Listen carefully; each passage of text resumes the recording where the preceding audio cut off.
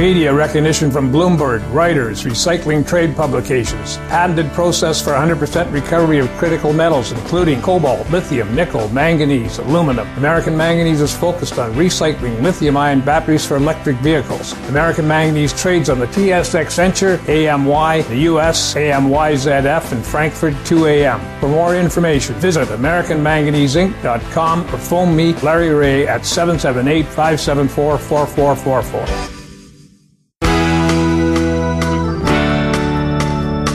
Welcome to White Rock Podcast. Comments made on White Rock Podcast and TalkDigitalNetwork.com are an expression of opinion only. Here is Jim Goddard. My guest is Sheryl McCumsey. She's the founder of Pesticide Free Alberta. Her website, pesticidefreealberta.org. She's speaking to us from Edmonton. Welcome to the White Rock Podcast, Sheryl. Hello. Thank you. Sheryl, first of all, why did you start the organization Pesticide Free Alberta? Well, actually, the group Pesticide Free Edmonton is the original group that I joined. They've been around for about 25 years, and I joined about 5 years ago. The group primarily addressed cosmetic use of pesticides. Those are the pesticides used to kill things like dandelions for aesthetic reasons, and have been working on this issue for a number of years. We have quite a number of professional people in our group, from doctors to horticulturists, etc., in our group. And 5 years ago, I joined when our family was impacted by pesticides in a very negative way that was impacting our health and damaging our property. And because I have a health background in the sciences, I started to research pesticides on how they are assessed, how they are regulated, how they are quite often abused, and how harmful they are to Canadians in general. And one of our big concerns was how a restricted pesticide was used in Edmonton. Currently, Edmonton is the only municipality in Canada and perhaps North America to use a very persistent neurotoxin called chlorpyrifos for mosquito larvae. And they not only were the only ones using this, they were also applying it against federal regulations. And so I got involved with this, and the more I got involved, the more concerned I got about what I was seeing in the general population of Canadians and how pesticides have really increased in use, and the chronic diseases associated with them have dramatically increased, and it's not really on people's radar like a lot of things because it's somewhat invisible to us. When you said personal family impacts, can you talk about that? Yeah, so in Edmonton, people are still allowed to use all the pesticides that are registered for homeowners to use in Canada. So my neighbor can use Roundup. He can use lawn chemical that has 3 herbicides, 2,4-D dicamba and mecoprop in it. And he was spraying copious amounts of this in his yard. Actually, 1/2 of his backyard, he was spraying Roundup because he didn't want to, where a garden had originally been, he didn't want to take care of the weeds, and they were about 6 feet high in his yard. So we had, our garden was wiped out numerous times, our vegetable garden. We had about $7,000 worth of damage to our property. And even with the windows closed in our home, we were getting herbicides coming into our house. And I had a cough that went on for a year. So we tried to address this first through city mediation. And this guy was, well, he has other problems, let's put it that way. I would say that he's actually known by the police, I suppose you could say. So we weren't able to get that addressed through city mediation. We went to Alberta Environment, we went to Alberta Health, and it became apparent to me that people don't have protection from the abuse of pesticides if they live beside someone that doesn't use them properly. So I started to get involved with this. I saw that there were, farmers who had lost crops and livestock, people who've believed that they've lost family members to pesticides and so on. And so that's why I got involved. We were personally harmed by this and had very little that we could do. We actually ended up in a lawsuit. The lawsuit the judge did look in our favor on this issue, but in the end, the costs of legal costs cost us $20,000 to prevent this abuse from happening. So that's a good example of how our regulatory bodies are not protecting us. They certainly did not protect us, and I see this happening to Canadians all across Canada. Sheryl, now the issue that we're examining today locally in White Rock, BC, they get their tap water from a large aquifer that runs under agricultural land in the Fraser Valley. Are aquifers below agricultural land prone to gathering pesticides and other chemicals? Mm-hmm. Yes. So, of course, an aquifer is going to be at risk for contamination because, as you know, soil is porous. It is not even a membrane. There is nothing to stop a pesticide from leaching into water. And of course, there are different varieties of things that can impact how much pesticide is going to go into the water. So, for example, how far deep is underneath this land is this aquifer? And then if you have water that's collected, how old are the ways that is being collected? How old are those things that are collecting that water? Like, for example, you can have lead contamination if a container is really old and has holes in it. If your soil is sandier, you're going to have more leaching into your water. There's just so many factors that influence this. If you've been using a lot of pesticides in the area, and I suspect that there is quite a number of pesticides being used. I've looked at the BC, the last report of pesticide sales in BC, which was published in 2010, and it shows an increase of glyphosate that's mostly used in agriculture and forestry, 106% increase in a 7-year period.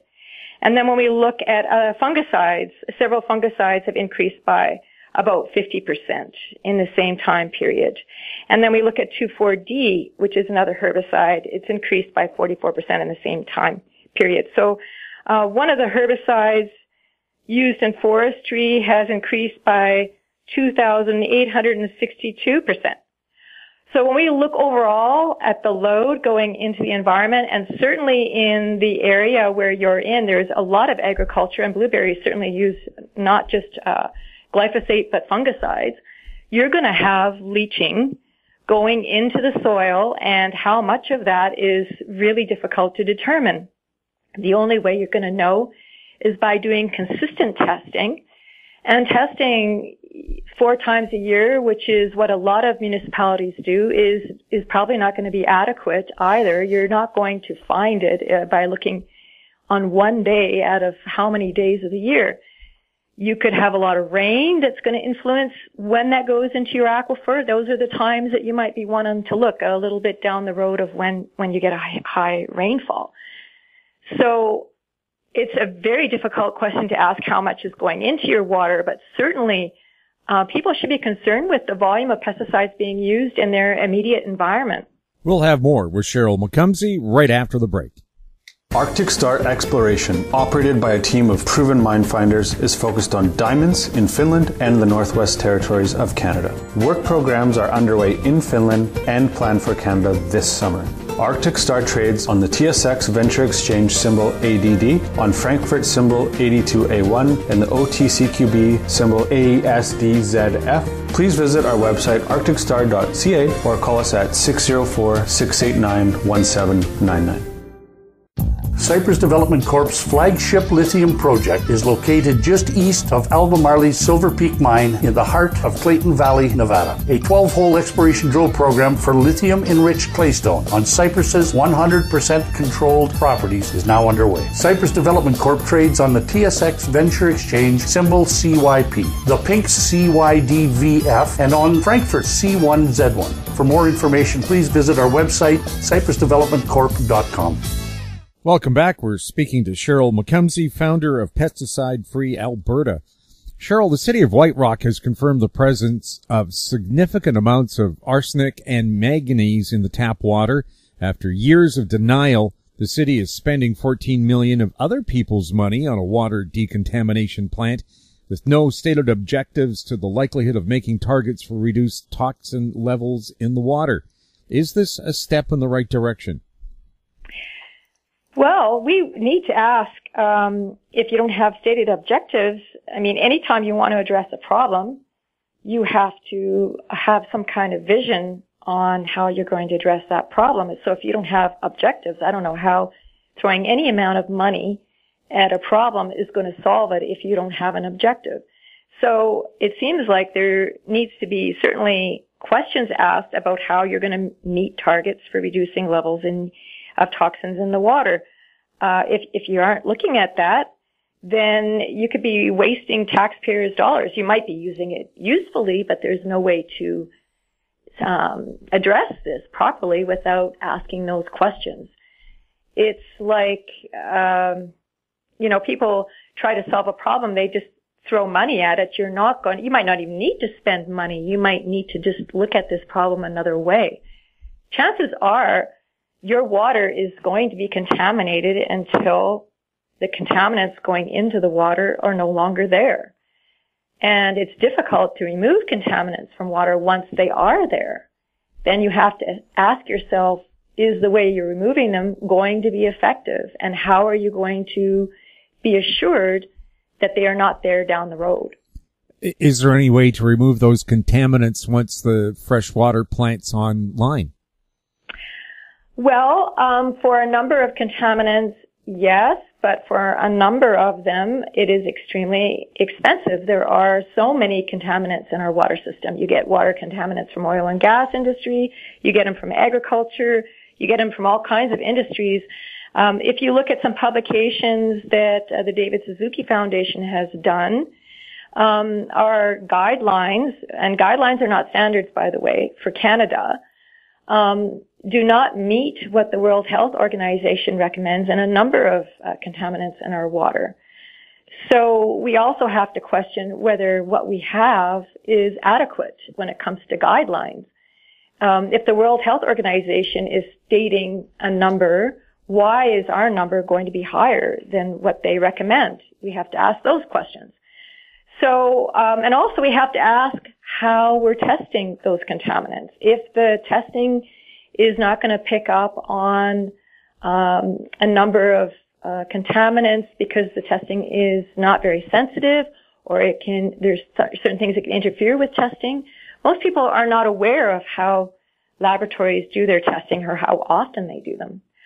We're told that our water is good, and we don't look at the actual results to see what those results say or what we're looking for. So I've noticed that a number of municipalities across Canada don't even test their water, or they don't look for all the contaminants that would be a concern in their area. So it's such a complex question to answer. It takes a lot of work to assess what kinds of contaminants would be in your aquifer, first of all, and then to test them, how often you test them, and when you test them, and how you test them. Should citizens ask for independent testing, say from a local university or maybe even one from outside your province, so they're not influenced politically?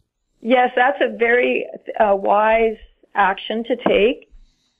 Certainly, historically, there is a lot of history on this that go back to the 80s, but I think that we still have issues with this today of laboratories that were falsifying results, and people actually went to prison for this in regards to pesticide testing. We have a number of pesticides, by the way, that have still not been assessed, period, at all, that are on the market, that EcoJustice has been suing on because we have these pesticides in the environment that haven't even been assessed. So, do we want any of that in our water? We really need to think of this. I guess, people do need to address this in part on how much they want to depend on their water, but really in a bigger way, pesticides travel great distances. We have it in our Arctic ice dating back to 1972. So really, it's such a difficult question to answer as to what is a safe level of a pesticide. I know you're going to ask me about glyphosate, and with glyphosate, for example, there is a new study that comes out that shows at acceptable limits of exposure, there is a complete disruption of the gut microbiome. So if we're talking about the gut microbiome, everyone's thinking about this today, and certainly Canadians have a lot of problems with their guts. There's we leave the world with irritable bowel disease.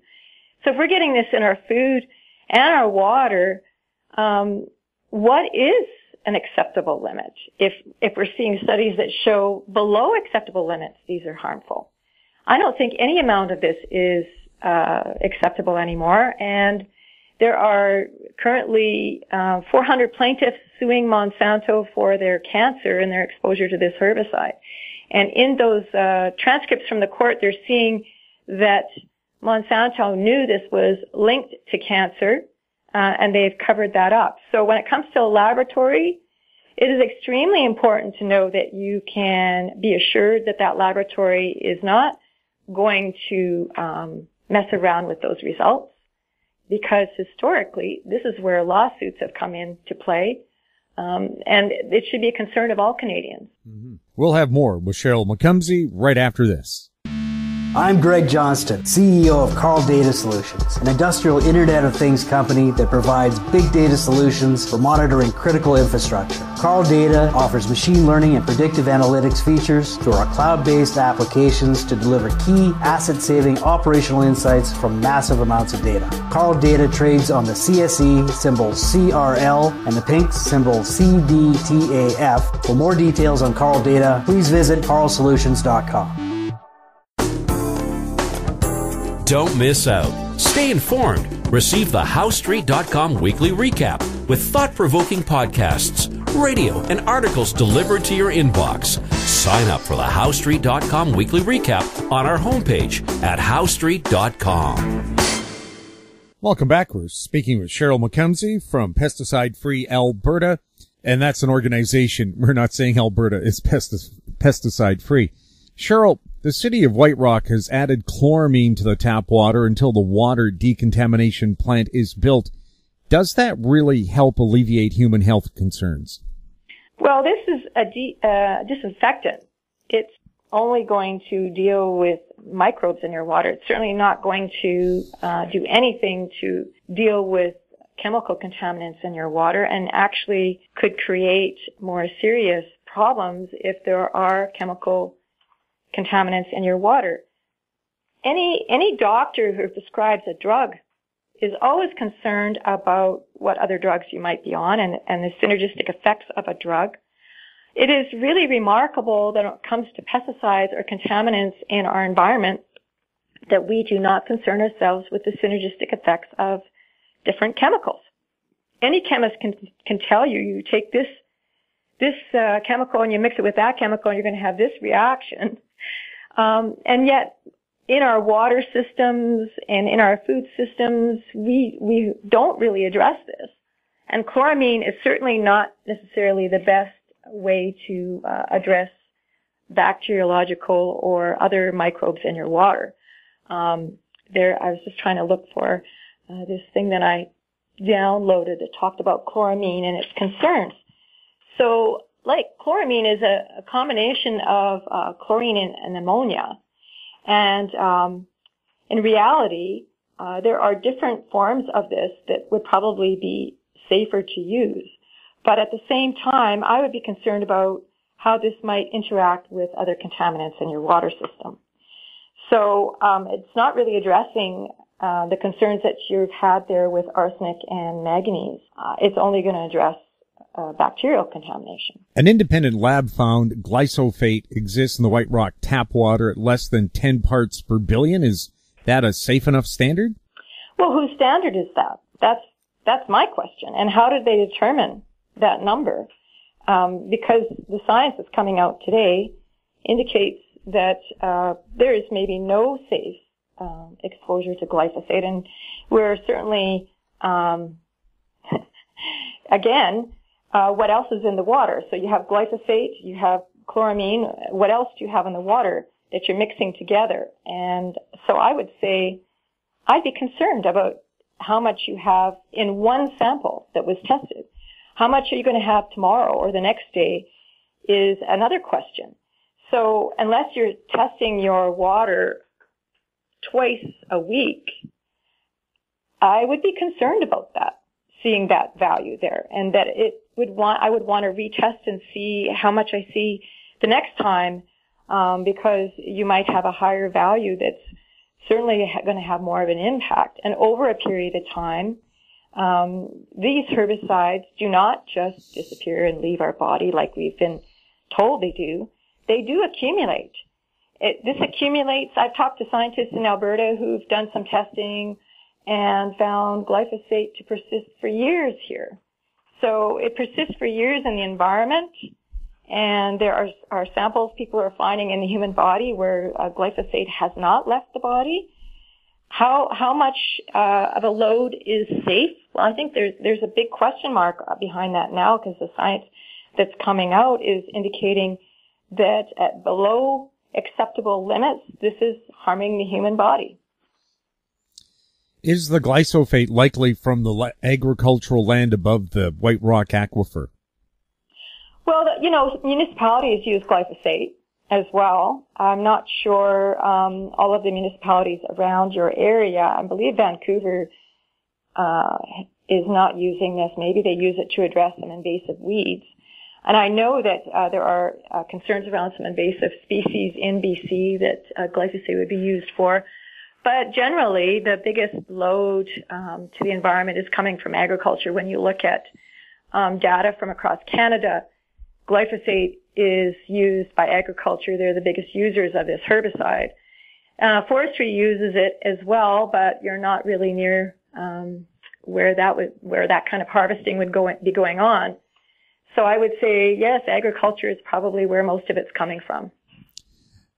In BC, I don't know, a debate might break out. What's kind of the national fruit? Is it apples? Is it blueberries? Is it cranberries? But you were mentioning blueberries, which I absolutely adore. Herbicides. How concerned should I be about my consumption of blueberries if they use a lot of herbicides on them? Well, if you go to the Environmental Working Group, they are a group that assesses pesticides in all foods, and they look at profiles of different fruits and vegetables, etc., and the pesticides that are found in there. So, and of course, the ones they're going to find are the ones that are used in the United States, which is very similar to Canada. Climates can be a little different, and the concerns around different pests can be a little different, but in general, the pesticide use would be similar. And certainly blueberries get a lot of pesticide residues. So yes, there are, I would always try to go to an organic supplier whenever possible. And some producers do not get certification. I'm not sure about all of them in your area, but some don't get certification because it's a costly process, or they might be in the process of becoming organic. And so those are sometimes people you can buy produce from, and you save a little bit of money, or grow them yourself. But and I mean, a lot of municipalities are starting to have community gardens where they can supply their own community with produce that hasn't been sprayed. Otherwise, yes, I would be lobbying to producers in the area to move to an organic system. And you can always encourage them to talk to other farmers who have made these transitions and how they do that, because it's not an easy process to do if you don't have that mentorship. But I would avoid them. Berries do get a lot of pesticides. Fungicides are very toxic, and they certainly are sprayed on many blueberries in Canada. Glyphosate is also used in the blueberry industry. So what are the synergistic effects of all the pesticide residues that are going to be on those berries? It's like smoking. You're not going to keel over one day from eating contaminants in your food, but we are seeing a lot of chronic diseases on the rise, and people who do find a way to get testing find they have high levels of pesticides in their body. Sometimes even those people who have chosen to eat organic. Organic is now being threatened by the contamination that is happening in the water and the soil and the rain, and are losing certification because of drift occurring on their fields. So where does it end? We are really the driving force behind how these things keep continuing on the way that they do. And I think this is why we're seeing the organic industry is growing, and it's also becoming more affordable.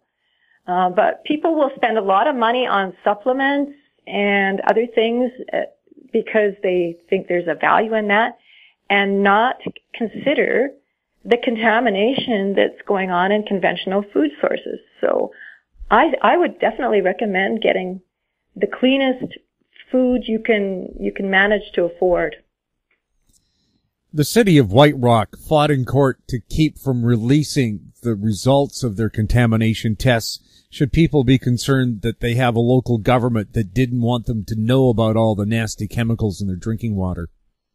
Oh, absolutely. All of this information should be completely transparent if we live in a democracy.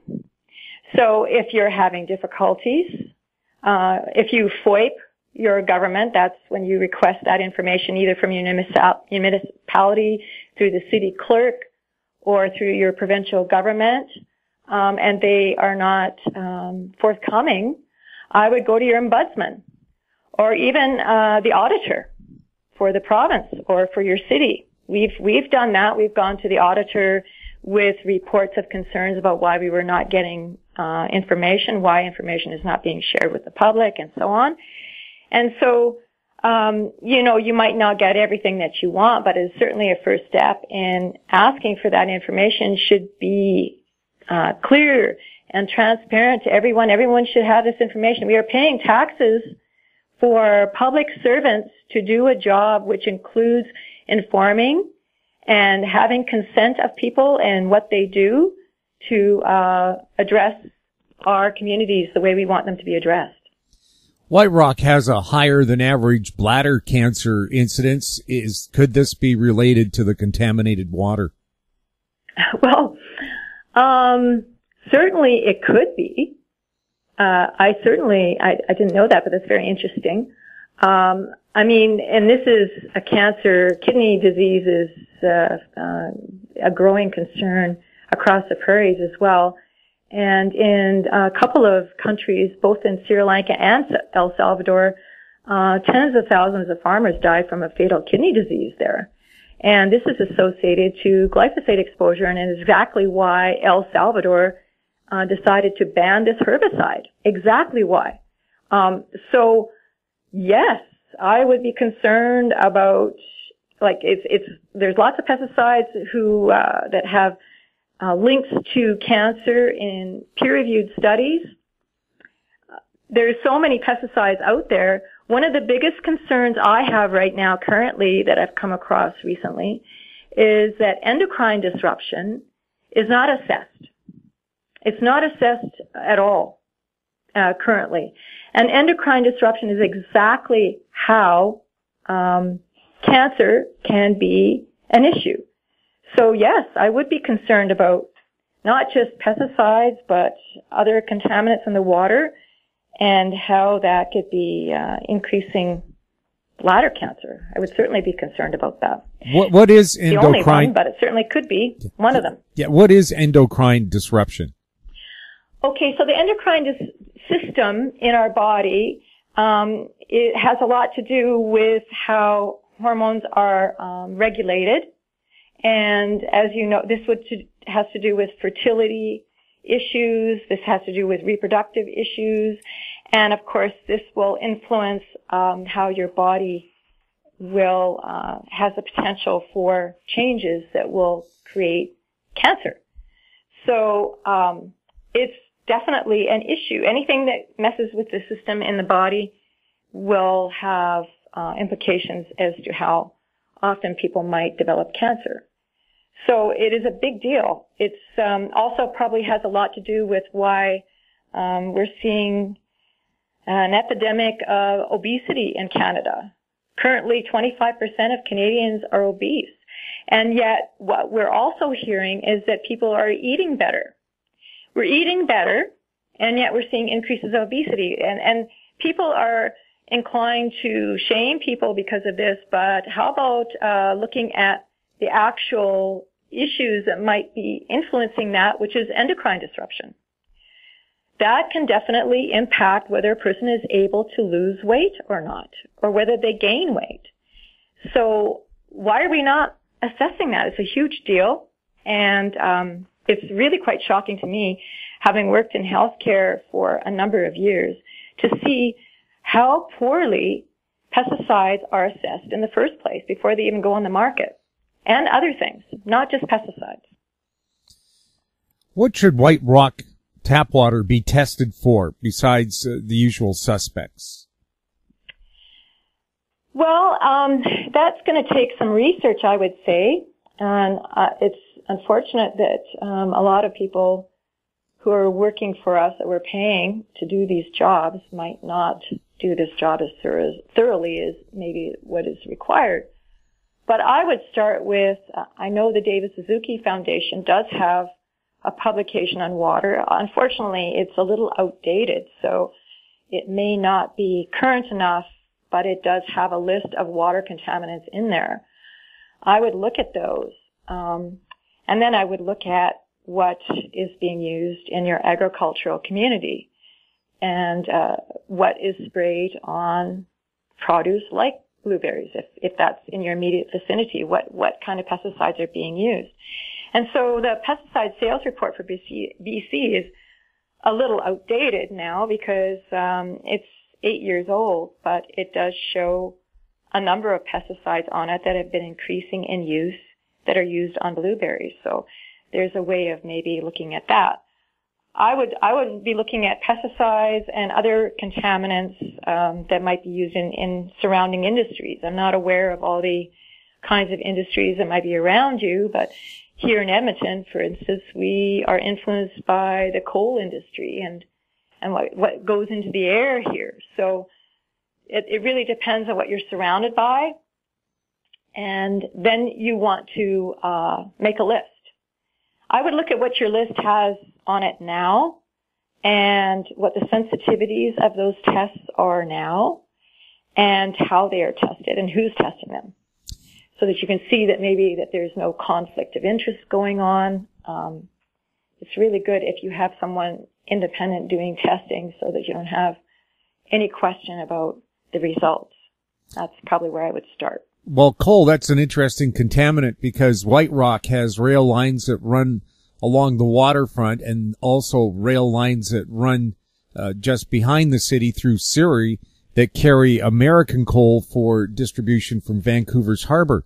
So should coal contamination also be something that we're testing for? Well, now that you mentioned you have a rail system going nearby,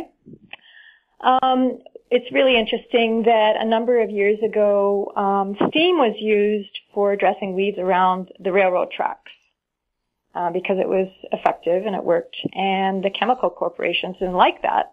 They said, if you're going to use that, then we're no longer going to transport our pesticides on your rail systems. So what's probably more apparent is that glyphosate would be sprayed right around those railroad tracks because they need to address weeds around the tracks. So there you have another contaminant other than agriculture. I know there's a guy out in BC who is trying to get that particular issue addressed. I kind of forgot about it. That, around the tracks they are spraying glyphosate and they could be using steam. So, there's lots of ways to address these problems that are safer. And we have to ask why our government is not looking at the safest routes. They keep talking about integrated pest management. Integrated pest management means that you look at an issue where you have a concern with either disease or an insect or a weed, for example, and you take the least harmful way of addressing it. Well, that seems to be based on the user of the pesticide, how they think, because if our rail system isn't using steam and they're using pesticides, they're not using integrated pest management. And we see that in so many cases that we could be doing something else, but what are the reasons for using the herbicide? They don't really stand up under scrutiny. And of course, it goes into our water.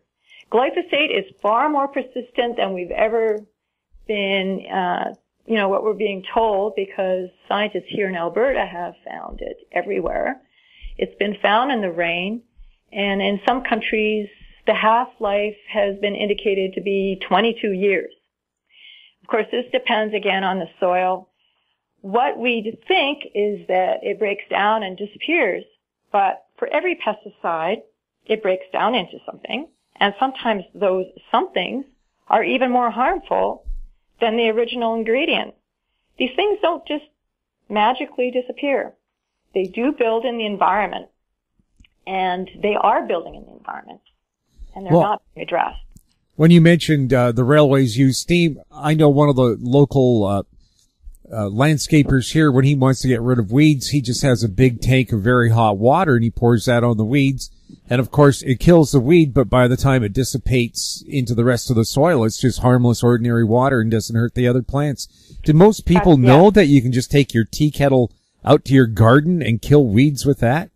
Oh, yes, of course, yeah. I mean, well, there's lots of things you can do that are going to be very effective. I mean, if you're talking about homeowners, another thing that, because boiling water in itself, will only address certain things to a certain level, right? Like it's not going to go deep into the ground. These steam units that I'm talking about today, they use saturated steam, and they have nozzles that go into the soil, so you can inject the steam into the soil. So you can actually be even more effective than what they might historically have been if you're using them on a scale like that. But these are fairly expensive operations. For a homeowner, another thing that they can use that's quite effective, maybe even more effective than boiling water, is a weed torch. If we're talking about like a driveway or a sidewalk, for example, a weed torch isn't going to just kill the weed instantly. It will address the seeds. Herbicides don't really do that. So you're going to even have something that's even more effective and immediate than any herbicide will ever be. So that's just an example of one concern. There are many concerns around how we grow things and other ways of addressing these problems that are like they take a great deal of time to go over, because most of the time we're talking about when it comes to the health of, for example, turf, is the health of the soil. And herbicides, unfortunately, do damage the soil in such a way that you don't have healthy turf. You're just killing a weed, and you're damaging the soil at the same time. Right, there's little microbes in there that are very helpful for the soil, right? Yes, just like our gut flora. It's very interesting, if you start getting into that, is how important soil microbes are for feeding a plant.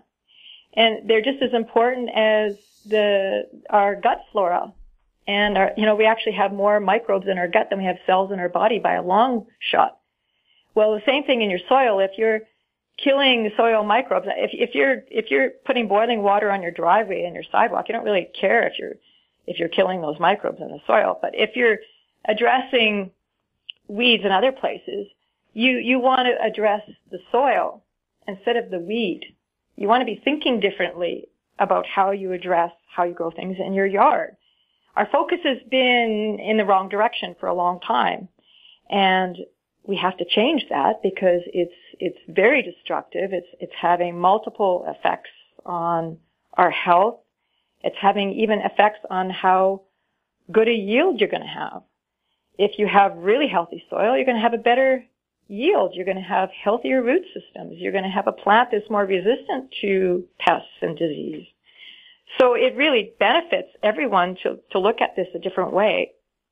It's just a matter of whether we want to take that effort or not, or whether we want to wait down the road until it comes back and bites us somehow.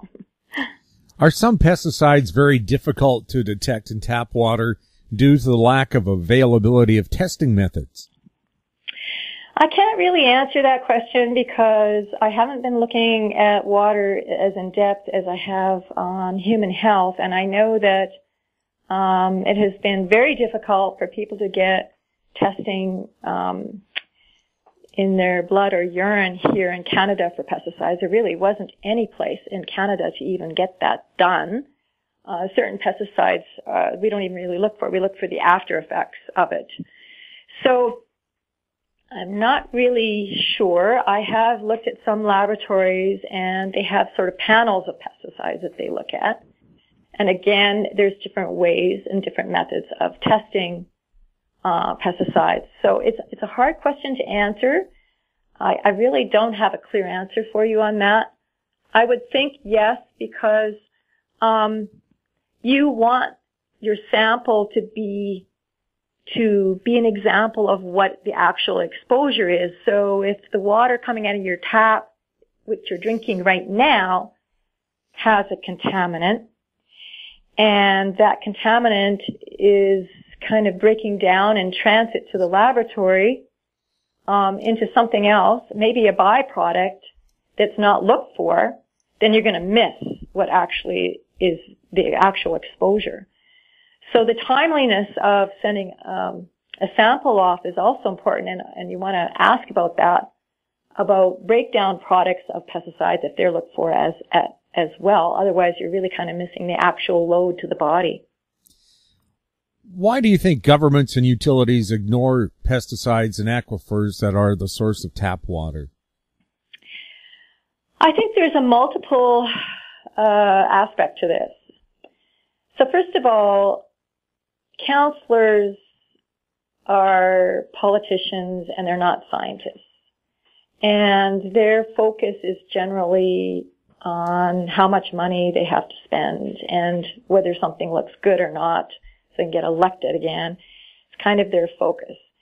You can even have a really good counselor, but they may not understand the complexities of these issues. It's taken me years, even as a person who has a background in science, to fully understand some of these things. So it's, first of all, a lack of understanding on the part of a politician how important these issues are and how to address it and how to make them aware of it. And then you have people who just don't want to spend the money because they don't see a reason to. So, cutting corners, for example, or not wanting to address a problem because there isn't enough of an outcry about it. People are not generally aware, or the lack of information, which is a problem everywhere. I mean, we are not getting proper reporting on the impacts of pesticides in Canada at all. I'm seeing stories in the U.S., and I can't say the media in the U.S. is better. We just have more people living there. But almost every day, chlorpyrifos is mentioned in the media, and I bet no one there has even heard of that. But that pesticide is extremely harmful and persistent, and it's in our food system, so we are being exposed to it. And we see children in school having developmental problems. They're growing, and we are scratching our heads going, well, it must be environmental, but we don't know why. And yet this is clearly a neurotoxin. There are several pesticides that are neurotoxins. So, even the medical establishment does not seem to be fully aware of this. So if you don't have a driving force there from the medical establishment, then nobody's being informed. And then it's unfortunate, but even here in Alberta at our university, when you look at our agricultural department at the U of A and you look at the studies that are being done, 19 of the 20 studies being done in these abstracts that I read are sponsored by Dow and Bayer. So when you have this corporate influence over science that is occurring in many places, there's a mindset that's being created and has been created over a period of time that pesticides are not going to hurt us, which is just ridiculous because, a drug, of course, has usually a positive benefit to us, but even a doctor does not just prescribe a drug without considering the side effects, his patient, the age of his patient, etc. Whereas with pesticides, there is no such parallel. And so it's a lack of information in general and how people are influenced by money. Those two things are really important and very powerful. And until people are better informed, it's probably not going to prove a whole lot. Should people who worked in certain industries be banned from being on advisory boards? And I look at Health Canada gets its advice on radio frequency hazards from a person who used to work in the cell phone industry. I mean, how do we know they're still not connected? I absolutely think there is a huge conflict of interest that goes on at many levels of government that are assessing harm. We keep using this word, which I'm almost feeling an adverse to, is stakeholders. Stakeholders. Who are stakeholders? Stakeholders are the general public, but so often we have industry and they have so much lobbying power, lobbying as a stakeholder around their products. And of course, there is a conflict of interest. And it's very difficult now sometimes even ascertain when there's a conflict of interest because we have people in universities who are being questioned now. And even in this lawsuit in the U.S. That's going on and the transcripts are being exposed to the public, there are 2 Canadian toxicologists who are mentioned in this lawsuit and their connections with Health Canada, and they are routinely used as people who go and talk and speak about how glyphosate is not harmful. Well, in these emails, Monsanto is actually asking them if they will try to influence our government to remove funding from the World Health Organization after the World Health Organization implied that glyphosate is a probable carcinogen. So conflict of interest and ghostwriting, which is another concern, how people kind of pretend to be someone who is writing something and we look back and we see it's actually the corporation that's behind the document itself. Conflict of interest is a huge issue. Huge.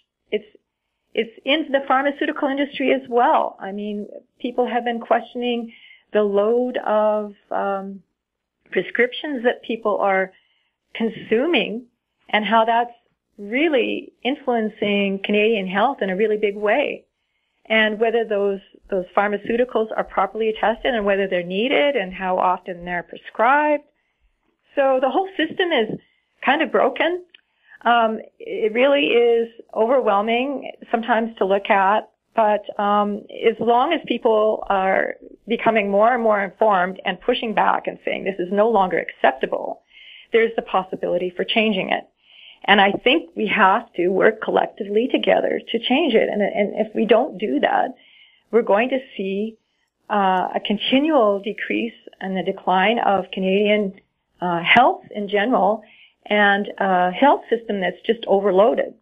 We're not going to be able to maintain the load. I've talked to people who've worked at high levels in cancer institutes that say, point blank, we are not going to be able to handle the cancer that's coming. So I keep asking them, why are we not looking at preventative measures for all of these diseases that are associated in peer-reviewed science and dealing with it? Because it's pretty clear that chronic diseases are increasing dramatically in a very short period of time. Sheryl, thank you so much for being on our show. And for people who want more information about your organization and what you're concerned about, where should they go? Well, I'll have to say my website is seriously outdated. I had some students working on it, and I have to get on that. I keep saying that, but I keep getting involved with something else. But so our Facebook pages, we have Pesticide Free Edmonton, Pesticide Free Alberta. You can message us there. Those are probably have more up-to-date information on there all the time. It's hard to keep up with this information. Actually, there's stuff going on almost every day.